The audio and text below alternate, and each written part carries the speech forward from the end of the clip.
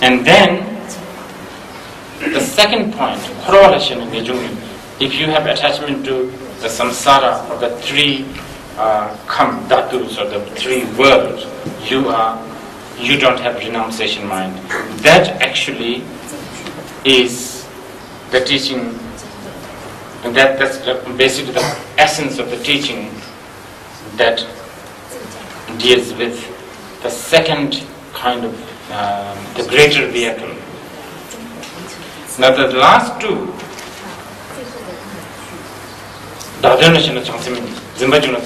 if you have attachment to this life, to yourself, you are not a bodhisattva, and if you have a grasping, you have no view. Now that actually covers the greatest vehicle's path, which is basically the. So here, actually, in the Shambhashita, you have the quintessence of all the teaching taught to three types of vehicles.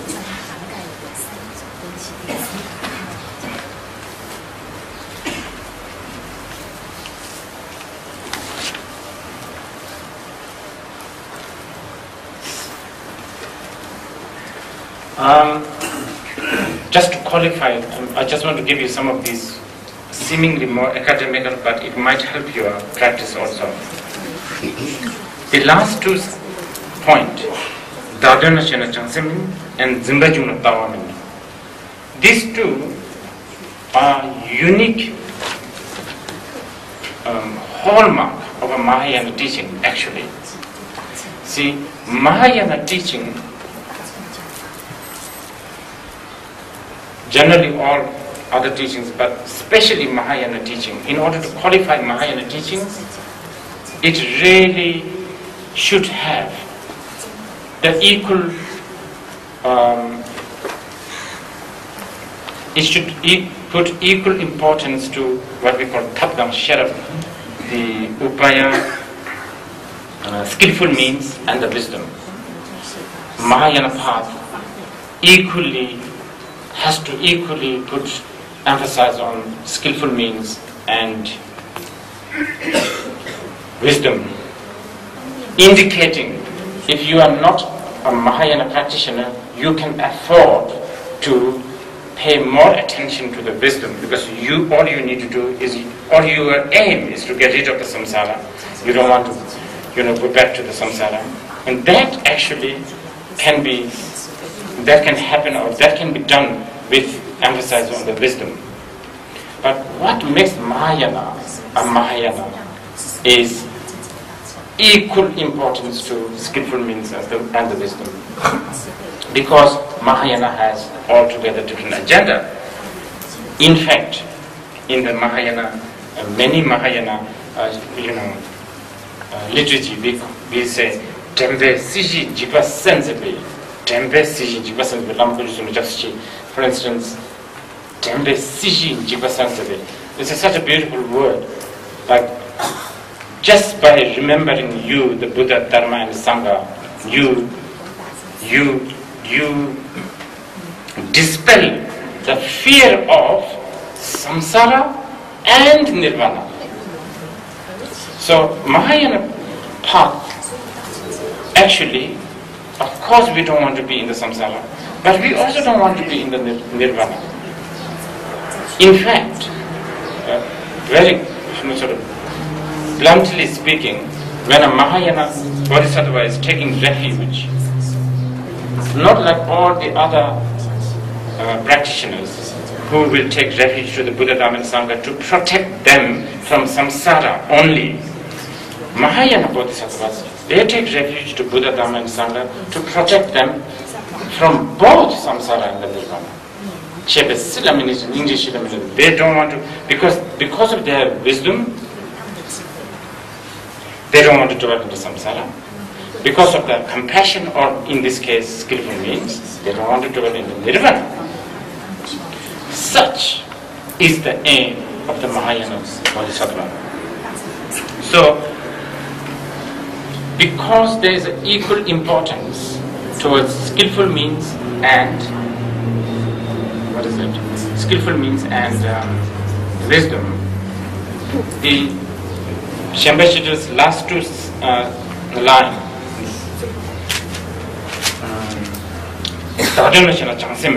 If you have attachment to this life, if you have attachment to self or self-clinging, you are not a bodhisattva.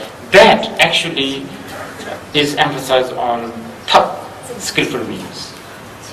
And the last, if you have grasping, you have no view, obviously is a teaching on the wisdom.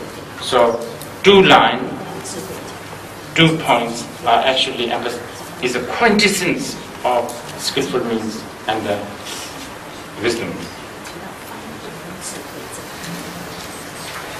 This is such a, it's a very, very, I'm sure many of you maybe this is for many of you, it's a little, for you it may be first time, because trying to abandon the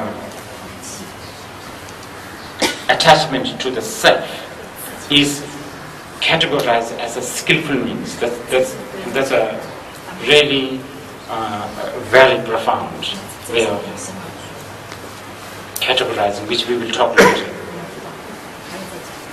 So, if you abandon 4 attachments to 4 of this object of attachment, basically you have entered into the complete qualified Mahayana path.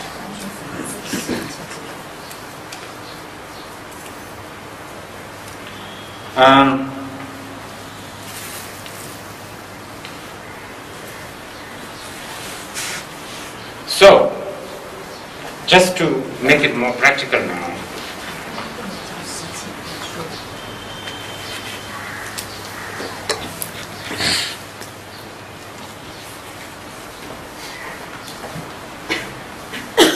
maybe before, because I was telling you that the attachment to the selfishness, the ego clinging, if you have, you are not a bodhisattva. I was telling you that that's actually like skillful means. I want to emphasize this a little bit so that you will not be too confused later. See, the reason why it is categorized this way, by the way, this is coming from Vincent Gautam Jampa's commentary, which I was lazily going through. So I was in wonderful points, some of these.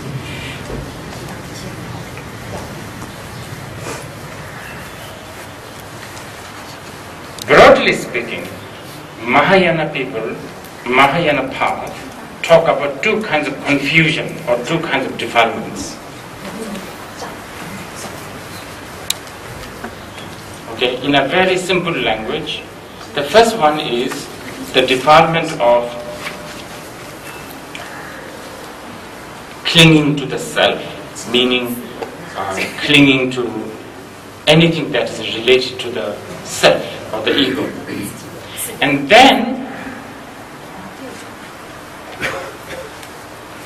in Vincent Gautam Jampa's own word, now this is a really profound statement. So we are now going to the 4th one, the 4th point. According to the Mahayana, those who have studied Madhyamika, it will be easier for you. If you have studied Madhyamika Avatara, remember someone like Chandrakirti, or even like Shantadeva, whom I have been quoting again and again, for instance. According to the Madhyamika, especially Prasangika Madhyamika, when you analyze the ultimate truth, with your logic and with analytical tool and the example, we call it analogy, On top of that, sometimes we use the Buddha's quotation. But Buddha's quotation is sort of almost like not the most effective tool. The most effective tool is the analogy and what do you call it? I'm not saying that Buddha's statement is kind of useless. It only works for those who are already devoted to the Buddha. You see, so it cannot be used for those who are skeptical. So you can use analogy and analytical tool. So when you search the ultimate truth, according to people like Shandadeva or Chandrakirti or Nagarjuna, Aryadeva, they say that you search and search and search, and if you find something, then you are wrong. That's basically what they are saying. If you search and search and search, we call it. If you really search and search and search, and if you finally find out, this is it. Now this has to be the final. This has to be the reality. This is sort of undisputable reality. Then you are wrong. That is really the Prasangika Madhyamika statement. And it's wonderful, actually. Okay, I was telling you two kinds of defilements in the Mahayana. They emphasize one is clinging to the self and anything that is related to the self, such as dagiri, dishing, this is my bag, anything like that. The second one is, as you try to find the truth, ultimate truth, and if you find one, that is the second kind of confusion or the defilement. Little intellectual or little academical maybe, but we have to go through this anyway, and you might as well get used to this, because this is the most important anyway.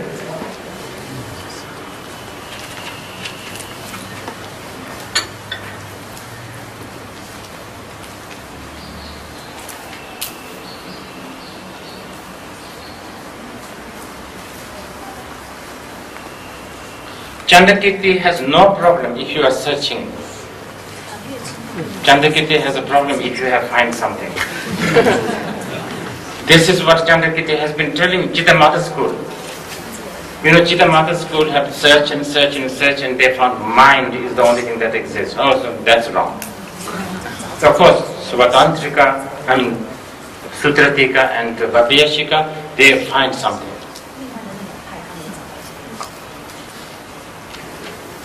Samkhya from the Hindu school, they find some kind of entity of self.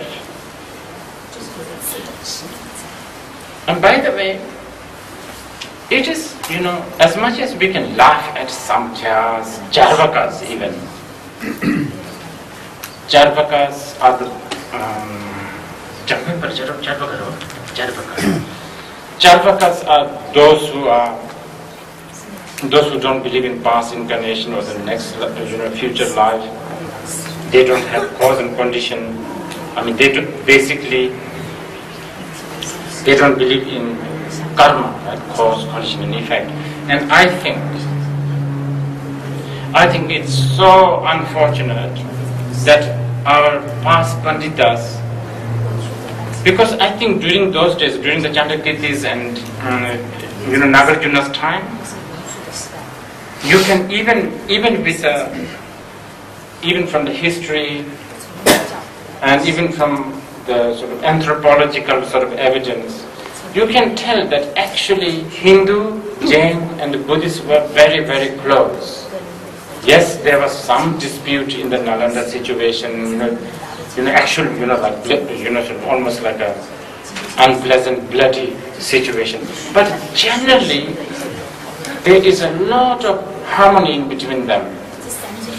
I was so surprised. I was reading the Kanjur last year, and even in the Buddha's audience, there are Mudikchar, which is basically Jain. Not as a people who dispute, They, towards the end of the sutra, the Jet Bupa, these Jain practitioners, they also applause and pray to the Buddha and, agreed and all of that. So, like if you go to places like Ajanta Ellora, also the same, Buddhist shrine will be here, Hindu shrine will be here, and then the Jain shrine will be here. So much harmony. Now, why am I telling you? I'm beginning to lose. Yes, right. Charvakas, I was telling you. But the Charvakas, yes, thank you. Charvakas, somehow, we Buddhists, of course, but even the Samkhyas and the Jain, they say, oh, Charvakas, these people don't believe in karma, so they are really bad. So it's so unfortunate that, in fact, like even in Umajupa, Madhyamika Avatara, there's only like 2 stanzas or 4 stanzas disputing Charvakas, which is very unfortunate because I think, in fact, Charvakas are not an easy opponent. They are the most really. I was reading this book written by Indian Amartya Sen. The title of the book is called Argumentative Indian, and it talks about how democracy is kind of in the Indian gene, because Indians are always argumentative. To argue is such a valuable thing. And she said something which is so true, that actually the Charvakas have contributed a lot to the Indian philosophical system, because until then the Brahmanical thinking that everything is like fixed, caste system, hierarchy, God, all of that was so strong. But when the Charvakas came, they had sharp mind, and they really had a really sharp argument, which really dismantled lots of religious and theistical, fixation. Anyway, one thing I have noticed, although I don't know this, because again I was reading the great Master Shantipa. There was a comment from him which really, but anyway,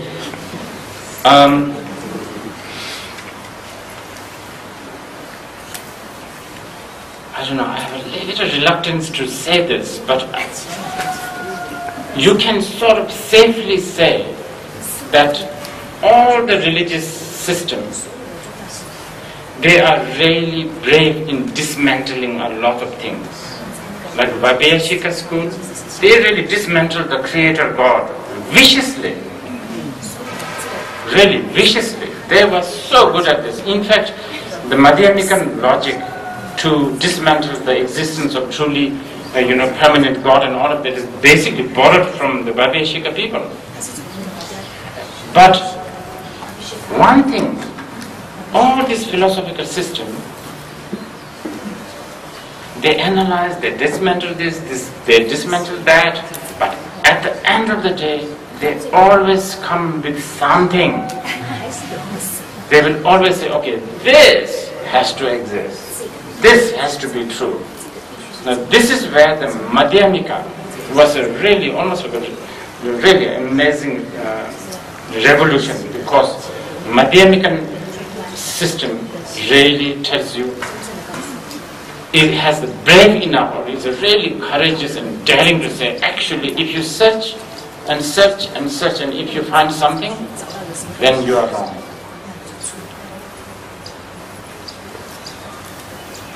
Now, of course, I'm sure you are burning with the questions, but well, how about path, prostrations, incense? Where does this fit in? Where's all this, like 5 paths, Buddha Dharma, taking refuge? Why should we receive these teachings if everything is non-existent? Oh, Chandrakirti has an amazing answer. You can, that whatever the ordinary people can accept, In fact, he actually quoted the Buddha himself from the sutra called Yapsenjavido, the meeting the Father and the Son, the sutra of meeting the Father and the Son, where Buddha actually stated many times that I have no dispute with ordinary people. There's no intention of dismantling this. Now, we are now beginning to, as I told you, we have to go back to the fourth again and again. And today I will take some chance to do that. This fourth one, Zimbai Juna Tawamin. If you have a grasping, you have no view. This is basically the, what do you call it? The Shunyata teaching. We are talking about the Shunyata here. We are talking about form is emptiness, emptiness is form, form is not other than the emptiness, emptiness is not other than the form. Basically, in one sentence, if you have a grasping, you have no view.